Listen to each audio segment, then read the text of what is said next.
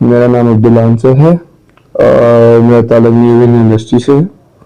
हमारी news industry है जो we are actually manufacturers and exporters of sports wear team wear, working in this field from last 30 years now. ये मेरे वालिद साहब ने काम शुरू किया था। इसके बाद अब पिछले थोड़े अरसे से मैं हूँ, मेरा बड़ा भाई है, हमने उनको ज्वाइन किया और हमारा जो गोल है that is to expand it as much as we can. बाकी जो हमारी मेन मार्केट्स हैं वो है यूरोप, यूके और यूएस। यूएस में हमने पिछले कोई 5 साल हो गए स्टार्ट किया काम। बाकी यूरोप और यूके में माशाल्लाह हम पिछले 30 साल से काम कर रहे हैं और कई ब्रांड्स के साथ काम किया उधर और अभी भी अच्छे क्लाइंट्स हैं हमारे उधर। और ये तो हमारी इंडस्ट्री के बारे में चीज़ें हो गई। बाकी जो हमारी प्रोडक्ट्स हैं उसमें आपकी ना सारे आ जाते हैं, एवरीथिंग रिलेटेड टू सॉकर या जो सॉकर जिसमें यूएस में कहते हैं फुटबॉल एक्चुअली। उसमें आप प्लेयर्स लेके उसके कोच तक, उसके फैंस तक, बाकी सारे मेडिकल स्टाफ, टीम स्टाफ, सारा कुछ उसके जितने भी उनके अटायर है जिसमें ट्राउजर्स हैं, शर्ट्स हैं, जैकेट्स हैं, ट्रेनिंग के लिए सारा कुछ ये हम सारा बनाते हैं। बाकी वी ट्राई कि हम ज़्यादा से ज़्यादा अपना इन हाउस प्रोडक्शन करें। हमारी कोई इतनी खास आइटम नहीं है जो हम आउटसोर्स करते हैं और बाकी ऑलमोस्ट सारा कुछ हमारा इन हाउस होता है।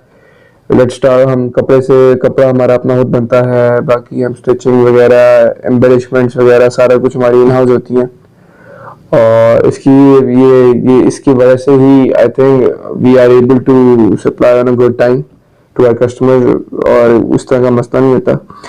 बाकी जो आजकल मेरे ख्याल से सिर्फ हम नहीं, बाकी सारे भी सियालकोट के एक्सपोर्टर्स होंगे और पूरे मतलब पाकिस्तान के अंदर जो प्रॉब्लम फेस की जा रही है that is fluctuation of prices. ये बहुत इतनी ज़्यादा अनसर्टेनिटी है कि आप कल के बारे में सर्टेन नहीं है, आपको नहीं पता कि कल फॉर लेट से कपड़े की क्या कीमत है। तो मसला बेसिकली इधर ये है कि अब हम अपने क्लाइंट से लेते हैं एक कीमत कि इस कीमत पे मैं आपको इस साल पूरा माल दूंगा, उनसे हम पूरे साल की 1.5 साल की अगर हम पूरी डील करते हैं। बाकी उधर we are getting the same amount of money और इधर आपकी हर दिन आपका रॉ मटेरियल प्राइसेस चेंज आ रहा है, जिसमें कपड़ा है, जिसमें सारी चीज़ें छोटी छोटी चीज़ें जैसे हमारी पोलो शर्ट में फॉर कॉलर है, बटन है, इस तरह की चीज़ें हैं, ये हर रोज चेंज हो रही हैं इनकी कीमतें। प्लस सबसे बड़ा जो हमारा ट्रांसपोर्टेशन का प्रॉब्लम है, ट्रांसपोर्टेशन कॉस्ट का मसला है। लेट से अब कंटेनर्स का बड़ा प्रॉब्लम चल रहा था आजकल के दिनों में कंटेनर्स का बड़ा मसला चल रहा है। ऊपर से ये तो आपको पता कोविड के बाद वो प्राइस हाई कितना ज़्यादा हो गया है कि पहले जो कंटेनर मिलते होते थे 1000-1200 डॉलर के, अब वही कंटेनर आपको मिलते हैं 8-9 हज़ार डॉलर के। तो इस तरह के छोटे मसले हैं।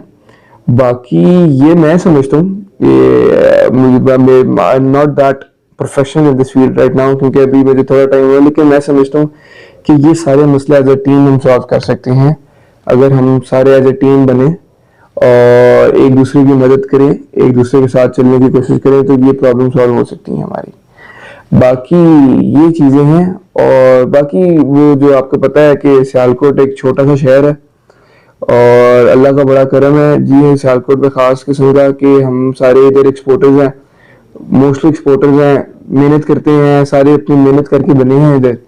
और इस तरह के मसले आते रहते हैं या कोई नए मसले नहीं आ रहे, पहले भी आते थे तो सॉल्व का हम लोग मतलब गुजर जाते हैं उस बैड टाइम से भी।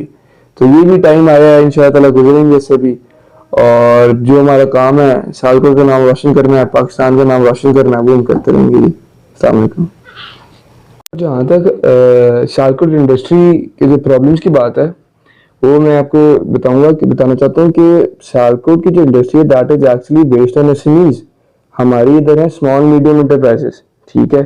सियालकोट के जो मेजर बैकबोन एक्सपोर्ट है हमारी माशाल्लाह से 2.6 बिलियन यूएस डॉलर्स की एक्सपोर्ट है। उसमें से जो मेजर पोर्शन है दैट इज जो हमारे स्मॉल मीडियम इंटरप्राइजेस करते हैं।